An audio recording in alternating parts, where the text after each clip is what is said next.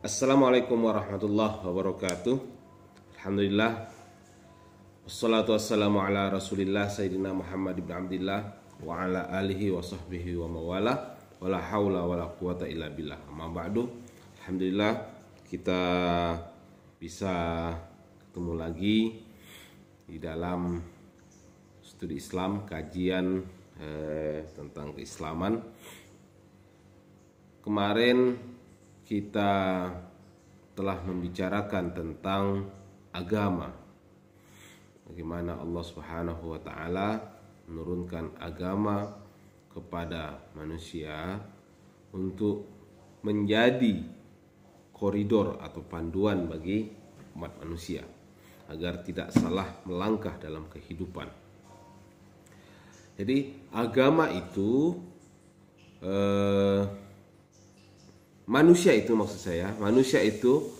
adalah makhluk yang diciptakan oleh Allah Subhanahu wa taala yang memiliki kebebasan, sehingga kebebasan itu digunakan untuk memakmurkan atau menyeraih tujuan yang Allah inginkan, memakmurkan kehidupan di dunia, meraih keberuntungan, kebahagiaan dalam koridor yang Allah kehendaki. Nah, maka agama turun sebagai koridor tersebut. Oleh sebab itu, manusia adalah makhluk moral. Nurkholis Majid mengatakan bahwa manusia adalah makhluk moral. Artinya, kebebasan yang ada, yang diberikan oleh Allah Subhanahu wa taala diikat dengan ketentuan-ketentuan akhlak moral yang Allah atur. Nah, dalam hal ini ketika kita berbicara masalah agama, maka salah satunya adalah Islam. Bagaimana dengan Islam? Dalam studi Islam, Islam merupakan agama yang Allah turunkan kepada baginda Rasul Muhammad sallallahu alaihi wasallam. Sama dengan rasul-rasul ataupun nabi-nabi pendahulu beliau. Islam adalah agama tauhid yang mengesahkan segala apa yang dipikirkan, apa yang diucapkan, dan apa yang dilakukan itu berdasarkan keesaan Allah Subhanahu wa taala.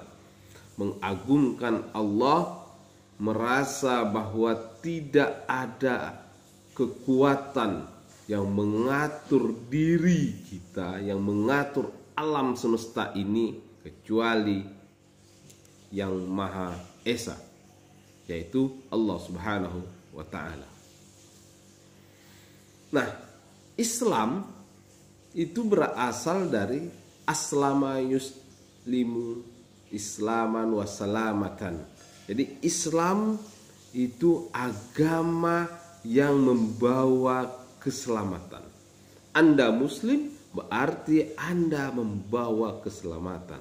Dimanapun kita berada, kapanpun kita berada, tentunya kehadiran diri kita ini membawa kedamaian dan keselamatan untuk diri kita, keluarga kita, maupun masyarakat secara keseluruhannya. Nah, itu hakikat Islam. Makanya ada seorang Muslim yang dimana keberadaan dia justru mempengaruhi keharmonisan masyarakat. Ada seorang Muslim yang kehadirannya mengganggu, justru menghantui perasaan masyarakat, ketakutan misalkan, itu bukan Muslim. Karena seorang Muslim dimanapun dia berada, maka rasa kedamaian itu ada. Nah, sesuai aslama yuslimu islaman wassalamatan. Di hadis Rasulullah dikatakan al-muslimu man salimal muslim min lisani wa yadi. Seorang muslim itu adalah mereka yang selamat dari lisannya dan tangannya. Artinya apa? Orang-orang itu merasa selamat dari lisannya, nggak mencaci, nggak berkata kotor, nggak berbuat jahat. Dan tangannya kekuatannya, kekuasaannya, pengaruhnya berbuat apa? Tidak apa namanya? Tidak membuat orang merasa khawatir akan kehadirannya. Justru kehadirannya membantu menumbuhkan rasa toleransi, kasih sayang, menghargai dan lain sebagainya. Itu adalah Muslim yang sesungguhnya, sesuai dengan namanya Islam, agama yang dianutnya. Nah, saudara-saudara sekalian, oleh sebab itu ada seorang ilmuwan yang menjadi rujukan juga dalam kajian studi Islam, namanya Robert Bellah. Robert Bellah ini mengatakan bahwa Islam di zaman sebelum saat ini, ya, di zaman awal-awal keislaman itu merupakan suatu sistem dan tatanan yang sangat modern. Ini bukan kata saya, ya, kata Robert Bellah. Nah, tatanan yang modern yang mengalahkan kondisi saat itu menurut Bellah. Nah, artinya apa? Bagaimana pada zaman Rasulullah Shallallahu Alaihi Wasallam membawa ajaran Islam di tengah komunitas politeisme, masyarakat yang menyembah tidak saja monoteis, tidak menyembah satu Tuhan, tetapi banyak Tuhan, berhala-berhala yang banyak dan lain sebagainya. Belum lagi ada komunitas Yahudi, ada komunitas Nasrani. Rasulullah dengan membawa misi tauhidnya, monoteismenya, menyembah Allah Subhanahu wa taala. Tetapi ketika saat itu, ayo bersama-sama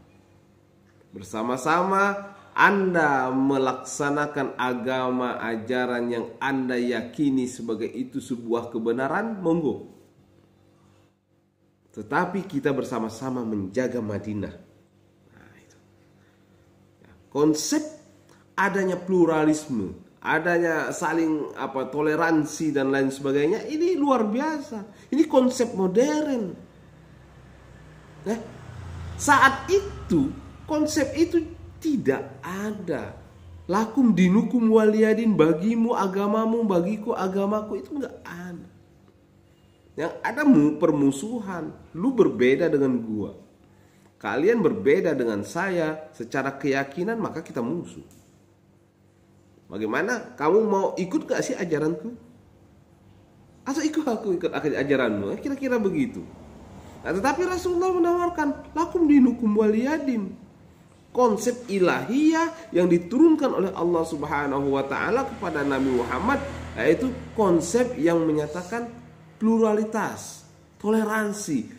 Kalian menjaga ajaran kalian, laksanakan ajaran kalian dengan penuh keyakinan yang kuat. Silahkan beribadah menurut apa yang kalian yakini, tetapi jangan usik apa yang saya yakini, apa yang kami imani, dan apa yang kami laksanakan sebagai ritual keagamaan kami. Nah, itu Itu sebuah konsep modern menurut Bellah pada saat itu. Bagaimana bersama-sama masyarakat komunitas Madinah menjaga daerah, menjaga negara Madinah dari serangan musuh. Apapun agamanya, yang jelas untuk mempertahankan eksistensi negara Madinah sama-sama. Makanya komunitas Yahudi, komunitas Nasrani pada saat itu merasa ada keamanan ya, dari kekuasaan Islam yang dibawa oleh Rasulullah. Aman, kehidupan aman. Itu bukan konsep modern. Itu maksud saya, itu bukan konsep yang lazim pada saat itu. Kalau sekarang mungkin orang menyatakan toleransi, pluralisme dan lain sebagainya, itu sekarang dikatakan produk barat, sekuler dan lain sebagainya. Tetapi saat itu muncul penghargaan, rasa toleransi terhadap orang yang berbeda keyakinan keagamaannya dengan kita. Itu muncul, dipraktekkan oleh baginda Nabi Muhammad SAW. Dan bagaimana juga kita melihat satu sistem pemerintahan yang di zaman Abu Bakar, di zaman Umar, di zaman Utsman, dan di zaman Sayyidina Ali, itu sistem pemerintahan yang modern, demokrasi dan lain sebagainya. Nah, jadi teman-teman sekalian, inilah Islam. Inilah Islam. Misi utama yang dibawa oleh baginda Nabi Muhammad SAW adalah misi rahmatan lil alamin. Bukankah Allah Subhanahu wa taala berfirman, "Wa ma arsalnaka illa rahmatan lil alamin." Dan tidaklah kami mengutus engkau wahai Muhammad kecuali sebagai rahmat lil alamin, rahmat bagi seluruh alam ini. Apa rahmat itu? Rahmat rahimah yarhamu rahmatan, yaitu adalah kasih sayang. Rahim. Rasulullah SAW membawa ajaran rahim. Rahim, kasih sayang. Sifat Allah Subhanahu wa taala yang disampaikan oleh Nabi Muhammad melalui rahim, muncullah rahmatan, rahmat. Rahmat bagi sesama pemeluk agama Islam maupun sesama manusia walaupun berbeda keyakinan. Ataupun rahmat bagi sesama makhluk yang diciptakan oleh Allah Subhanahu wa taala. Tidak hanya manusia, selain manusia, tumbuhan, hewan. Rahim, rahmat. Nah, misi rahmat ini yang dibawa oleh Nabi Muhammad SAW, misi kasih sayang. Sesama muslim harus memiliki kasih sayang. Beda kita pemahaman dalam keagamaan, wajar. Tetapi kasih sayang.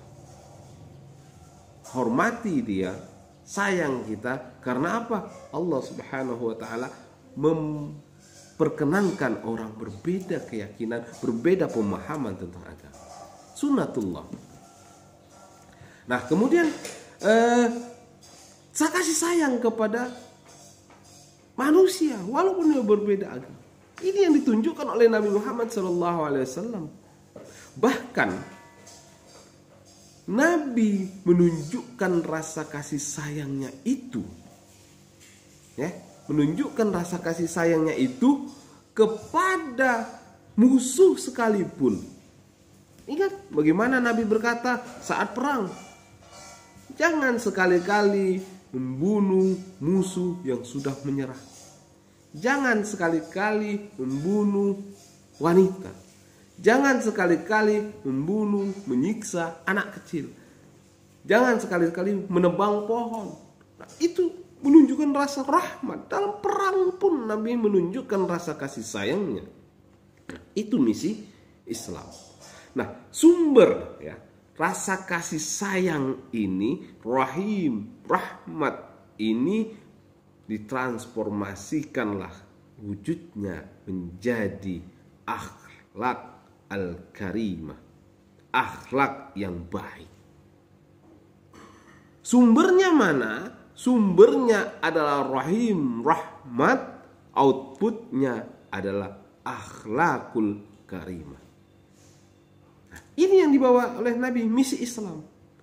Innama bu'ithu liutammima makarimal akhlak. Sesungguhnya aku diutus oleh Allah itu untuk menyempurnakan akhlak yang mulia. Jadi sholat, puasa, zakat, haji dan lain sebagainya itu biasa dalam keagamaan,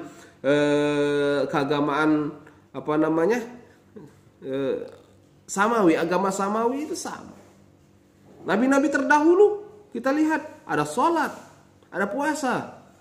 Bukan hanya Islam, zaman Nabi Muhammad yang melaksanakan sholat, puasa dan lain sebagainya. Tetapi yang membedakan adalah rahmatan lil alamin, yang mana ditransformasi dalam kehidupan menjadi akhlakul karimah. Sumbernya adalah rahim, rahmat yang ada pada diri setiap manusia yang harus dipupuk, diasah dan lain sebagainya, maka outputnya menghasilkan adalah akhlakul karimah. Bagaimana berakhlak, bertingkah laku kepada sesama muslim, bagaimana bertingkah laku kepada yang berbeda agama, bagaimana bertingkah laku yang berbeda pemikiran dengan kita, semua diatur di dalam Islam. Bagaimana menunjukkan kasih sayang, bagaimana bertingkah, pola, berperilaku dan lain sebagainya. Itu yang apa namanya, yang menjadi pembeda bahwa Islam itu adalah agama yang membawa keselamatan, yang kedamaian dan lain sebagainya. Pertanyaannya sekarang, kok Anda Islam yang membunuh dan lain sebagainya, membuat kerusakan? Saya kira bukan Islamnya, tetapi pribadinya, pemeluknya itu. Bagaimana memahami Islam itu sendiri. Hadisnya sama, Al-Qur'annya sama, tetapi pemahaman yang mempengaruhi pemikiran terhadap memahami teks ini yang berbeda. Teks dan konteks yang berbeda. Nah, oleh sebab itu tidak dalam membaca literatur yang ada, coba baca saja, baca literatur yang moderat, yang salim gitu, yang membawa kedamaian, dikomparasikan dengan apa yang dia tafsiri bahwa itu dinyatakan benar. Ada komparasi kira-kira untuk melihat tafsir-tafsir dari Quran ataupun hadis dan lain sebagainya. Sehingga jangan cepat menyimpulkan sesuatu. Ya, jangan cepat menyimpulkan sesuatu, mencoba menjadi lebih bijak di dalam menyikapi keagamaan. Oh, saya harus fanatik. Iya, harus fanatik keagamaan kita, meyakini bahwa agama yang kita yakini itu benar, harus. Tetapi ketika dalam konteks kemasyarakatan, yang ditonjolkan bukan fanatisme, tetapi yang ditonjolkan adalah toleransi. Ya, silahkan berbeda, silahkan pendapat Anda, silahkan. Tetapi menurut saya ini yang benar. Menurut Anda benar, ya laksanakan apa yang Anda katakan benar. Nah, oleh sebab itu Russell mengatakan bahwa Islam itu luar biasa. Islam adalah agama yang mudah dicerna. Konsep ketauhidan dalam Islam itu mudah diaplikasikan, pun mudah, tidak seperti agama yang lain. Tetapi di dalam mengembangkan ajaran Islam itu sangat luar biasa. Ini Russell yang mengatakan, seorang ilmuwan, bagaimana dia melihat Islam itu sebagai sebuah ajaran yang mudah dipahami dan tentunya sangat mudah untuk diaplikasikan. Karena apa? Membawa kedamaian itu tadi. Saya kira itu ketika kita berbicara tentang Islam, misinya adalah, sumbernya adalah rahmatan lil alamin, outputnya adalah akhlakul karimah. Kita beribadah kepada Allah Subhanahu wa taala, itu sumbernya adalah rahim, rasa sayang kita kepada Allah Subhanahu wa taala atas segala yang Allah karuniakan kepada kita, baik yang kita sadari maupun yang tidak kita sadari. Bentuk wujud kita, kasih sayang kita, cinta kita kepada Allah Subhanahu wa taala melahirkan akhlak. Akhlaknya apa? Melaksanakan apa yang Allah perintahkan dalam bentuk ibadah-ibadah mahdhah, ibadah ritual maupun ibadah sosial. Nah, perilaku kita terhadap keluarga, perilaku kita terhadap masyarakat, sesama manusia, sesama makhluk Allah juga begitu. Rasa bersumber dari rasa kasih sayang, rahmatan itu tadi melahirkan akhlak perilaku kita kepada keluarga, kepada teman, kepada saudara, kepada masyarakat, tetangga, dan bernegara, maupun kepada makhluk-makhluk Allah yang lainnya. Nah, itu saya kira poin yang terpenting untuk kita renungkan bersama dalam konsep studi Islam ini. Saya kira lebih dan kurang saya mohon maaf. Saya akhiri. Assalamualaikum warahmatullahi wabarakatuh.